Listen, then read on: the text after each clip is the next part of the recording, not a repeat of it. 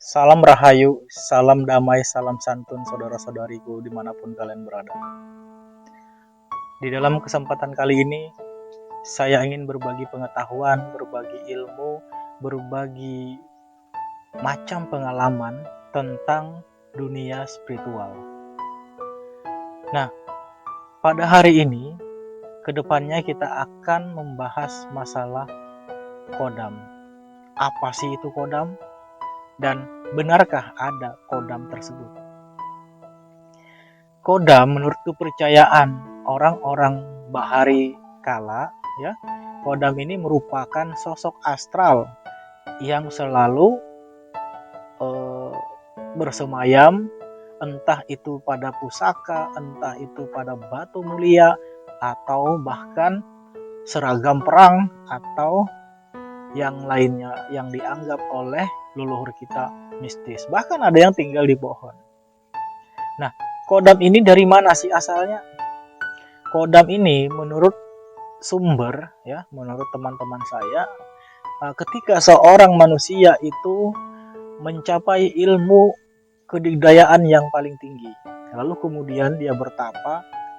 Nah, setelah dia bertapa mempunyai kesaktian, lalu bertemulah dia dengan entah itu dengan siluman harimau, siluman naga, siluman apa gitu. Nah, sehingga terjadilah pertengkaran atau perkelahian di antara mereka.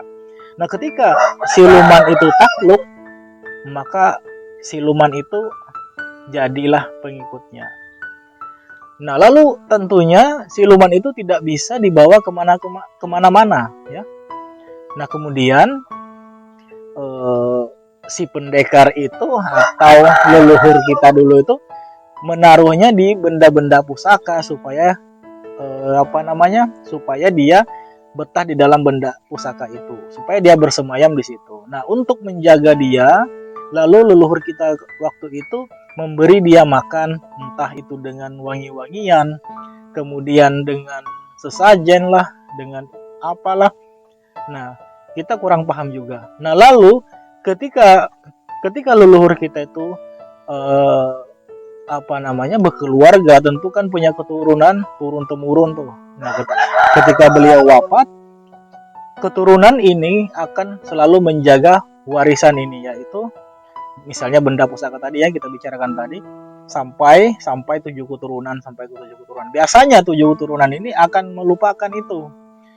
Nah, kemudian menurut kepercayaan mereka itu, kalau kita lupa dengan benda pusaka tersebut, maka kita akan ditegur melewati penyakit lah, melewati rezeki yang seret, kemudian selalu bertengkar dengan keluarga, kemudian rumah itu terasa panas gitu. Nah, itu adalah teguran kodam itu menurut informasi. Lalu bagaimana caranya kita mengatasi itu? Dengan cara memberi makan, entah itu dengan wangi-wangian, ya, yang kita bahas tadi. Nah, ada juga yang ingin melepas kodam ini dengan cara mendatangi paranormal, dukun, ya, untuk melepaskan kodam ini tersebut. Nah, si dukun ini tentunya mempunyai ilmu kesaktian juga untuk melepaskan. Ini menurut informasi, saya juga kurang paham apakah memang benar kodam ini nyata apa tidak nyata. Tapi hal yang gaib itu kita harus percaya, karena sesuai dengan kitab kita harus mempercayai hal-hal yang gaib, ya. Nah, tapi di lain pihak kita sering menonton televisi.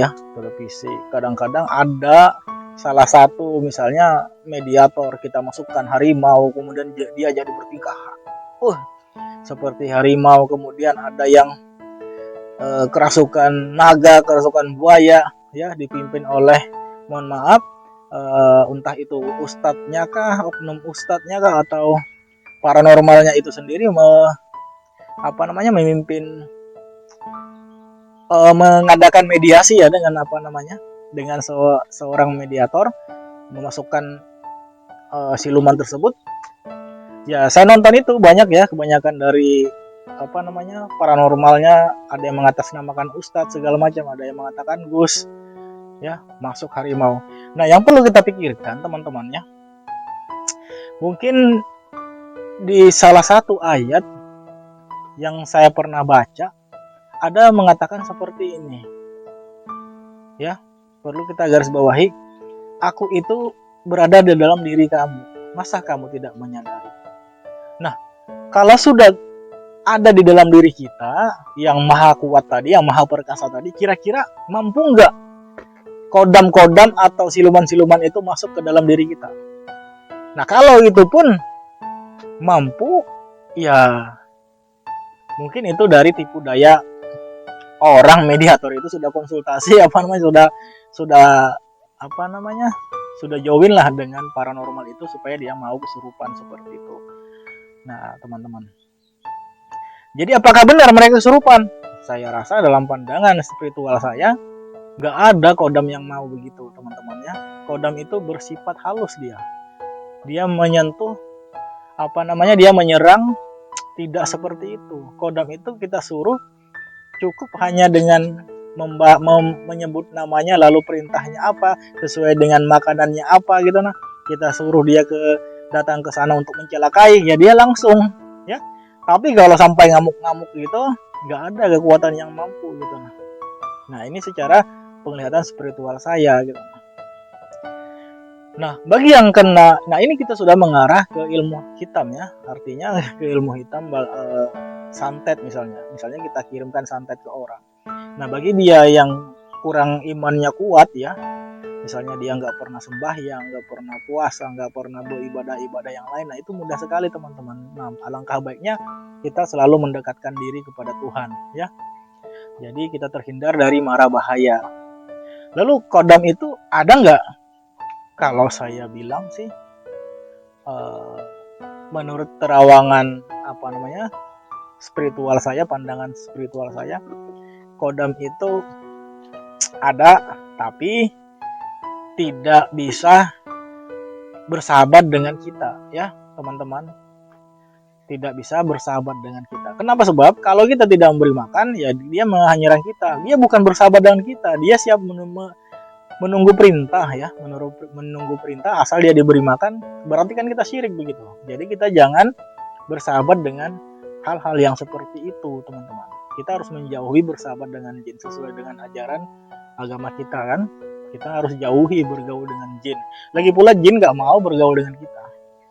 Kita pun seharusnya kita menghindar dari pergaulan dengan barang-barang astral seperti itu. Ya, teman-teman ya. Nah, jadi teman-teman, mungkin sampai di sini saja perjumpaan kita. Nanti kita akan lanjutkan perbedaan jin dan siluman itu apa. Apakah ada siluman? Ya, kalau jin sudah nyata di dalam kitab kita sudah ada. Oke, salam rahayu.